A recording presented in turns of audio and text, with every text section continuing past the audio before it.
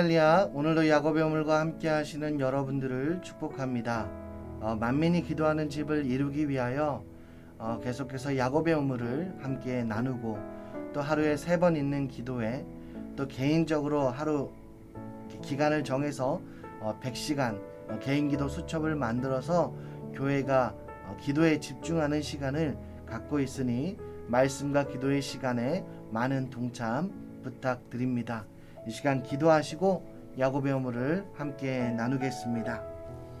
하나님, 오늘도 주시는 말씀과 기도의 은혜를 부어주셔서 말씀을 듣고 기도에 임할 때에 이전과 이후가 달라지게 하시고 조금씩이라도 늘 변화하여 하나님께 기쁨이 되고 하나님께서 원하시는 자녀로 성장하며 성숙하는 은혜를 허락하여 주옵소서. 이 시간도 함께하여 주심을 믿으며 예수님의 이름으로 기도드리옵나이다.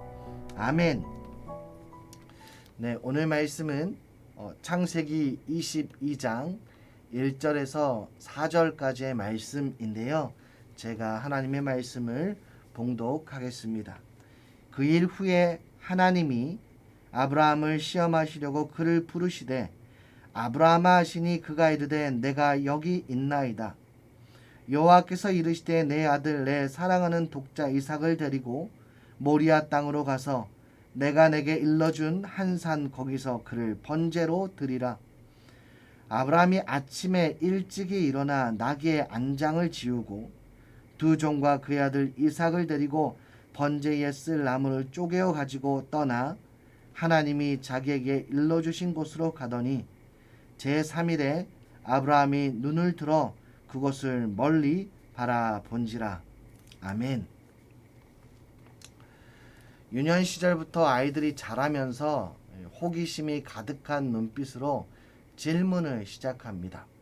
우리가 아이들을 다 키워보아서 알겠지만 아이들 어린아이 때 질문이 굉장히 많고 궁금한 것이 굉장히 많았습니다. 그래서 여전히 지금도 그 유년 시절에 있는 아이들은 늘 궁금하니까 질문을 많이 하게 되는 것을 보게 되죠. 그러나 사람이 나이를 들어가면서 점점 호기심이 줄고 질문이 없어집니다. 그것은 그동안 많은 경험과 지식을 얻었다는 의미도 있겠지만 이 지적인 욕구와 진취하고자 하는 마음, 무엇인가를 해결하고자 하는 마음이 소멸되었다는 의미가 될 수도 있습니다. 여러 가지 사물에 대하여 건전한 욕구에서 비롯되는 질문은 굉장히 좋은 것이고 또 그 질문을 계속 함으로 인하여서 지식에 대한 습득도 있고 또 알에 대한 욕구가 해소되기도 하는데, 인격적인 관계 또 신앙적인 관계에서는 이 계속해서 질문을 하는 것이 다르게 적용이 될 수도 있습니다. 이 인격적인 관계에서는 어떤 사람이 어떤 사람을 깊이 알고 온전히 그 사람을 신뢰할 수 있는 단계가 되어지면 그 사람의 행동이나 요구에 대하여 더 이상 질문할 필요가 없게 되는 경우가 발생합니다. 그래서 어떠한 행동을 하든지 무슨 일을 하든지 믿게 된다는 것이죠. 그래서 왜 그럴까라는 질문보다는 그렇게 할 만한 이유가 있을 것이다 하고 믿고 기다려주거나 또 믿고 의심하지 않는 경우가 사람 사이에도 인간적인 관계에서도 일어납니다. 오늘 함께 살펴보려고 하는 것은 하나님께 대한 질문에 관련한 것인데요. 하나님께 어떤 물음을 던지고 어떤 신뢰를 가져야 하는가? 이 사람과의 관계에 있어서도 신뢰와 믿음을 바탕으로 더 이상 질문하지 않고 또 어떤 부분에 대해서는 질문이 필요한 경우도 있지만 하나님의 관계에 있어 신앙과 믿음의 관계에 있어서도 어떤 것은 질문하지 않아야 할 때가 있고 또 어떤 것은 믿어야 또 질문을 던져야 하는 경우도 있다는 것을 말씀드리고 싶습니다. 첫 번째로 하나님께 대하여 질문을 던지는 상황에 대해서 말씀드리고 싶습니다. 하나님에 대해서 더 알기 위해서 질문을 던지는 부분을 보면 호세아 말씀이 생각이 나는데요. 이 호세아 선지자는 이스라엘 나라가 지도자들의 부패와 백성들의 우상 숭배로 인하여 하나님의 징벌을 받아 파멸하게 될 것을 경고하면서 그들에게 다시 돌이킬 것을, 회개할 것을 촉구하였습니다. 호세아 선지자가 이 호세아서 4장 6절의 말씀에 보면 내 백성이 망하는 이유가 지식이 없어서, 내 백성이 지식이 없음으로 망하게 된다고 탄식하면서 호세아서 6장 3절의 말씀에 보면 그러므로 우리가 여호와를 알자, 힘써 여호와를 알자. 그렇게 망하지 않게 되는 것, 돌이키며 회개할 수 있는 기회는 내가 하나님에 대한 지식이 없고 내가 하나님에 대한 알미 없기 때문에 하나님에 대하여 알고 힘써 여호와를 알게 되는 것이 패망에서 건진받는 그 길이라는 것을 촉구하고 또 그들을 위하여 기도하며 중보하며 알려주고 있는 것을 보게 됩니다. 우리가 이 신학의 한 기틀을, 한 획을 그었다고 생각할 때에 등장하는 인물이 사도 바울인데요. 이 사도 바울은 유대인으로서 어릴 때부터 성경을 접하였고 성경에도 아주 능통했습니다. 하지만 성경에 예언된 그 메시아에 대해서 바르게 알지 못하였기 때문에, 그 구원의 진리를 알지 못하였기 때문에 잘못된 하나님, 또 하나님께서 구속사적인 그 메시아적인 예언을 잘못 이해하다 보니 예수님을 믿고 복음을 전하는 기독교인들을 증오했던 시절이 있었음을 우리가 너무나 잘 알고 있지 않습니까? 그래서 스데반도 잡힘을 당하였고 돌에 맞아 죽임을 당했던, 순교를 당했던 그 기록이 성경에 기록되어 있습니다. 그가 또한 다메섹에 있는 그 기독교인들을 잡아오려고 사람들을 데리고 떠나는 장면이 기록되어 있습니다. 그가 다메섹에 가까이 갔을 때에 큰 빛이 비춤으로 땅에 엎드려지는 일을 경험하게 되어지고, 그리고 그 빛 가운데에서 그에게 나타난 그분을 보게 되었습니다. 사도 바울이 주여 누구시니까? 라고 질문할 때 나는 내가 박해하는 예수다라는 대답을 듣게 되었고, 그 사건을 계기로 사도 바울은 예수 그리스도를 영접하는 은혜를, 구원을 체험하게 됩니다. 예수님께 대한 질문과 그분에 대하여 알게 되었을 때 그는 이방인을 위한 사도로 세움을 받고 생명을 다하여 선교에 힘쓰는 정말 중추적인 역할을 감당하는 예수 그리스도의 참된 제자로, 사도로 쓰임받게 됩니다. 여러분, 하나님에 대한 지식은 그 깊이가 무궁무진합니다. 하나님은 창조자이시고 하나님은 구속자이십니다. 그래서 하나님을 아는 지식을 가지게 되면 인생관이 달라지게 되고요. 우주관이 달라지게 되고 역사관이 달라지게 되고 가치관이 변하게 됩니다. 그래서 정반대의 사람이, 정반대의 삶이, 이전과 다른 내가 바뀐 모습이 내 삶 속에서 등장하게 되는 것입니다. 사람이 가지는 질문 가운데 가장 귀중한 질문이라고 생각되는 것은 이 바울이 다메섹 도상에서 예수님을 만나고 땅에 엎드러졌을 때 그렇게 묻습니다. 주여 누구시니까? 라는 질문. 주님에 대해서 궁금증을 가지고 어떤 분인지 알고자 했던, 이렇게 정말 강력한 빛을 비치는 이 순간에 나에게 나타난 그분이 누구신지 그것을 궁금해할 때 사람의 인생은 변화가 되기 시작된다는 것입니다. 요한복음 1장의 말씀에도 예수님에 대하여 기록하기를 요한복음 1장 2절 3절에 그가 태초에 하나님과 함께 계셨고 만물이 그로 말미암아 지은 바 되었으니 지은 것이 하나도 그가 없이는 된 것이 없느니라 라고 기록되어 있고, 17절과 18절 말씀에 보시면 율법은 모세로 말미암아 주어진 것이요 은혜와 진리는 예수 그리스도로 말미암아 온 것이라. 본래 하나님을 본 사람이 없으되 아버지 품속에 있는 독생하신 하나님이 나타내셨느니라 라고 요한복음 1장에 기록하여 놓고 있습니다. 사도 바울은 하나님을 가리켜 우리 주 예수 그리스도의 하나님이라고 고백합니다.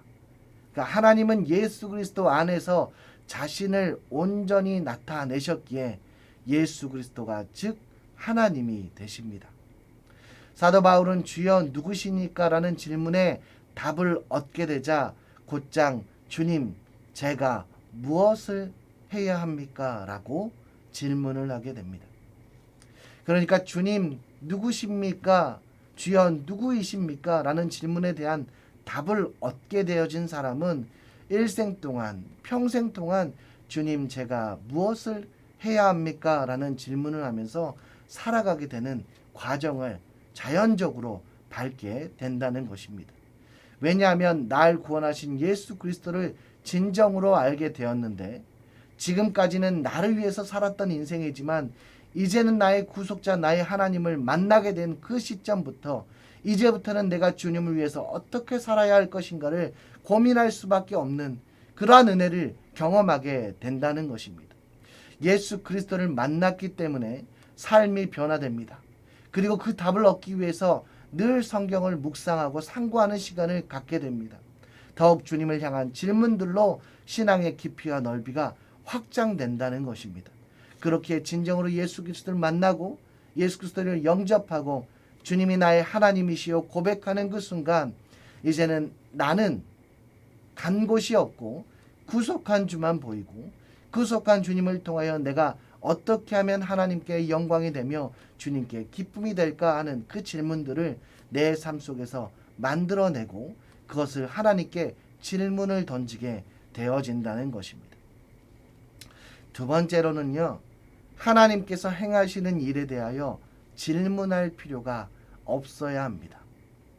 어떤 사람을 깊이 알고 온전히 신뢰할 수 있게 되면 그 사람의 행동이나 요구에 대하여 더 이상 질문할 필요가 없는 상황이 도달하게 된다고 조금 전에도 말씀드린 바가 있습니다. 완전히 신뢰하고 전적으로 믿게 될 때에 행동에 대하여 의심도 없어지고 질문도 없어집니다.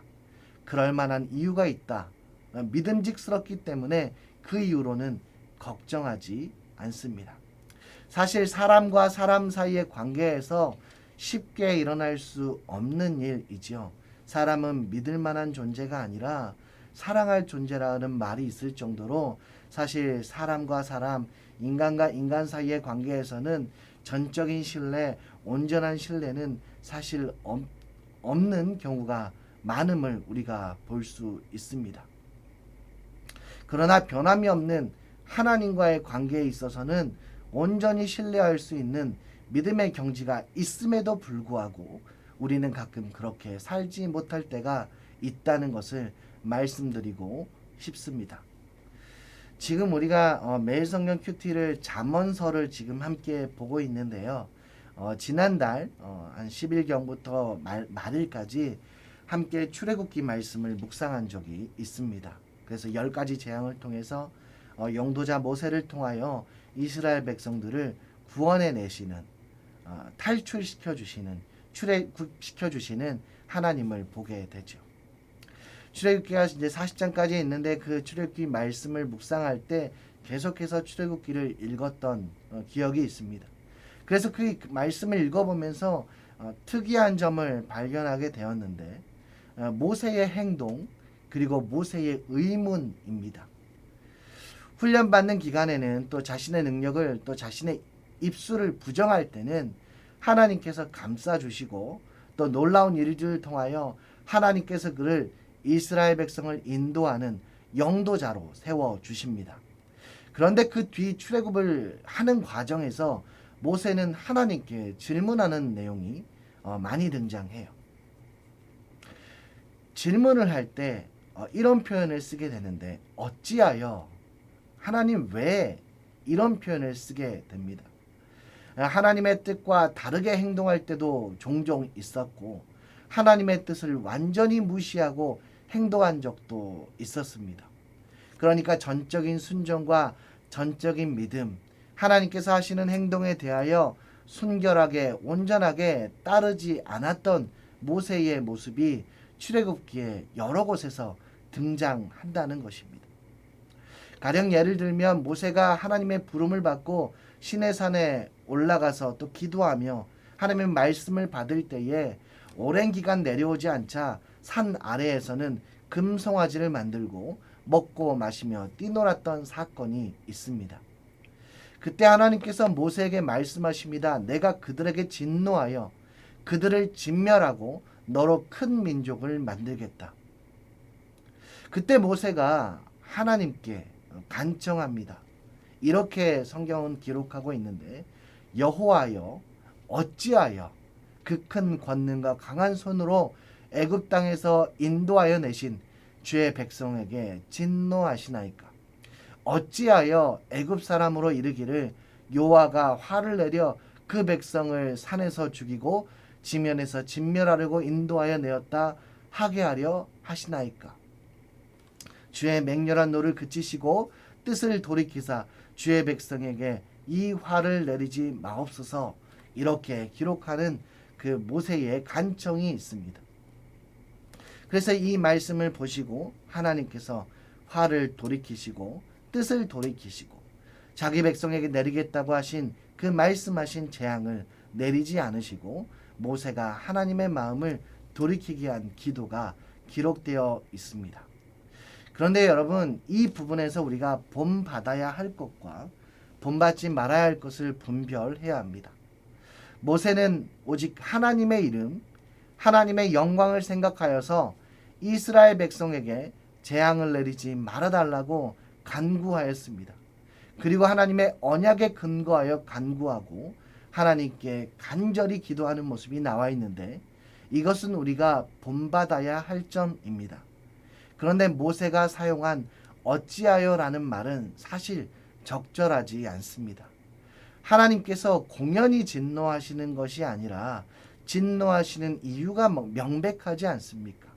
금송아지를 만들어 놓고 우상을 만들어 놓고 그가 우리의 하나님이고 그 금송아지가 애굽에서 인도해낸 우리 하나님이라라고 그 형상을 만들어서 춤추며 정말 광란의 파티를 즐기고 있는 그 사람들을 보았을 때 하나님께서 얼마나 분노하시며 진노하셨겠습니까?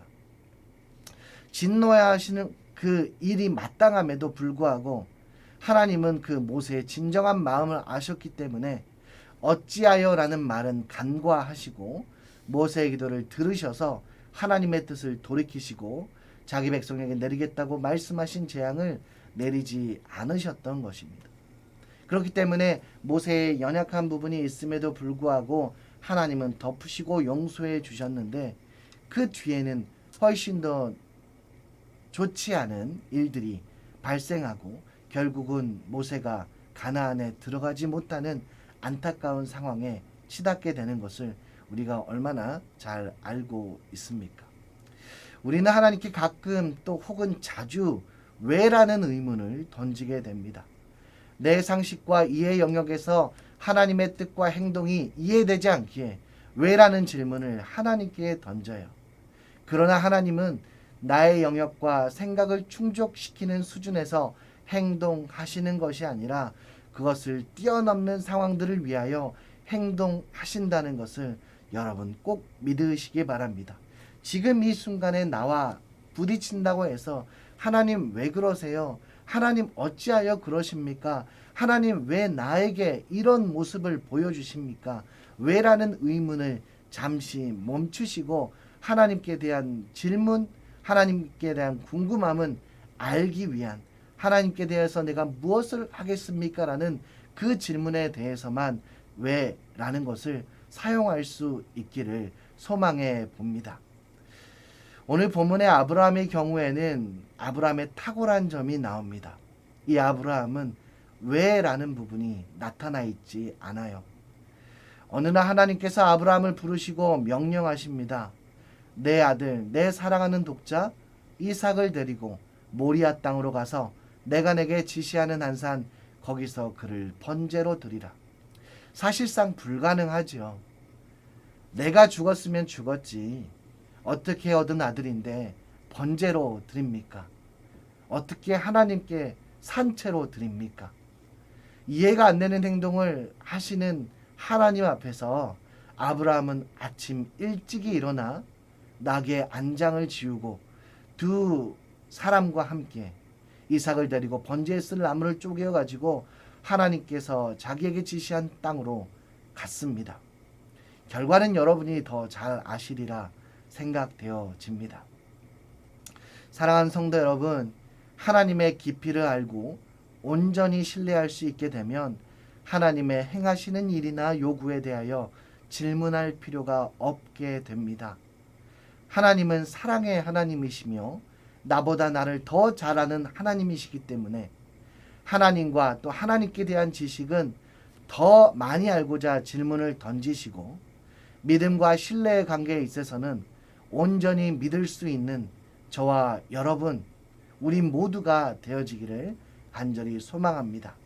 오늘도 살아갈 때에 또 앞으로 살아갈 때에 하나님에 대하여 알기 원하실 때는 더욱더 질문을 많이 던지시고 또 하나님을 신뢰하고 믿는 그 순간에 있어서는 왜라는 부분을 고이 접어두시고 온전히 전적으로 하나님의 뜻을 따를 수 있는 우리 모두가 되어질 수 있기를 주의 이름으로 축원합니다. 이 시간 함께 기도하기는 전적인 신뢰, 전적인 믿음, 의심하지 않는 마음, 바람 앞에 등불 같은 흔들리는 갈대 같은 그런 믿음이 아니라 반석 위에 지은 집같이 견고한 믿음 허락하여 주시고 교회와 가정, 자녀와 일터에 하나님의 축복과 은혜가 넘쳐나며 코로나 가운데 지키시고 종식되는 은혜를 달라고 이 시간 함께 다 함께 주여 한번 부르시고 통성으로 기도하겠습니다. 주여, 하나님 이 시간 하나님의 성품과 언약과 뜻을 더 알기를 소망합니다. 성령님께 질문하고 영이 교통하여 하나님께 대하여 더 깊은 것을 알게 하여 주옵소서. 그리하여 그 넓이와 길이와 높이와 깊이가 어떠함을 깨닫고 하나님의 모든 충만하심으로 충만하게 하옵소서. 하나님을 깊이 알고 하나님을 온전히 신뢰함으로 하나님께서 하시는 일과 명령에 대하여 어떠한 질문도 필요치 않고 소망과 기쁨으로 순종하는 생활을 할 수 있도록 은혜 베풀어 주옵소서. 코로나 가운데 지켜주시고 교회를 더욱 지키사 더욱 기도로 깨어있으며 기도의 불이 타오르는 교회 되게 하여 주시고 하루에 3번 기도회로 만민이 기도하는 집에 틀이 잡히고 기도의 생활화 성령 중심의 삶이 이루어지게 하여 주옵소서. 개인 신앙을 위하여 하나님 기도 시간 100시간을 놓고 하나님 준비하고 기도하며 하나님 동참하고 있습니다. 그 가운데 성령의 역사 넘쳐나게 해주시고 기도의 응답 넘쳐나게 되시고 막혔던 것 뚫려지게 해주시고 가정마다 문제가 되어지는 것들 하나님 해결받고 나음받고 회복되는 은혜를 누리게 하여 주옵소서. 오늘도 하나님과 동행하며 복된 인생 살게 하시고 감사의 고백이 넘치게 하실 것을 믿으며 예수 그리스도의 귀하신 이름 받들어 감사하며 기도드리옵나이다. 아멘. 이 시간 함께 찬양하겠습니다. 주님 보좌 앞에 나아가 함께 찬양하겠습니다.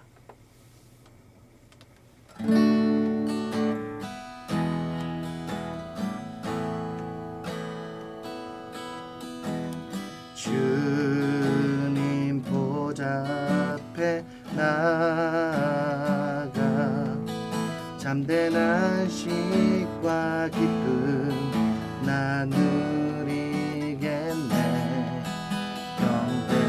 경배하며 주의 얼굴 구할 때 신실하신 주님 찬양해. 기도 들으시는 하나님 폭풍 속에 내 등불 내 노래시라 주의 날개 아래서 내 맘 쉬리니 신실하신 주님 찬양해. 신실하신 하나님 신실하신 주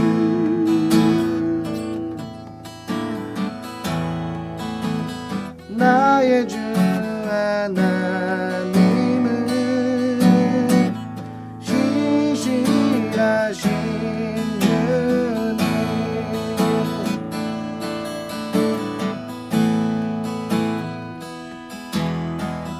평안 내려주신 하나님 나로 고통받는 자를 위로하게 하소서 나의 평생에 주의 사랑을 전하리 신실하신 주님 찬양해 신실하신 하나님 신실하신 주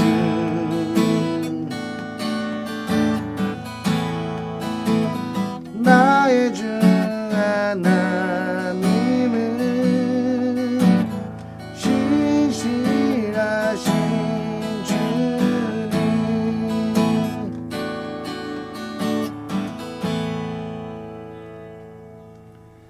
오늘도 신실하신 주님 의지하여 믿음으로 걸어가실 수 있기를 주의 이름으로 축복합니다. 샬롬.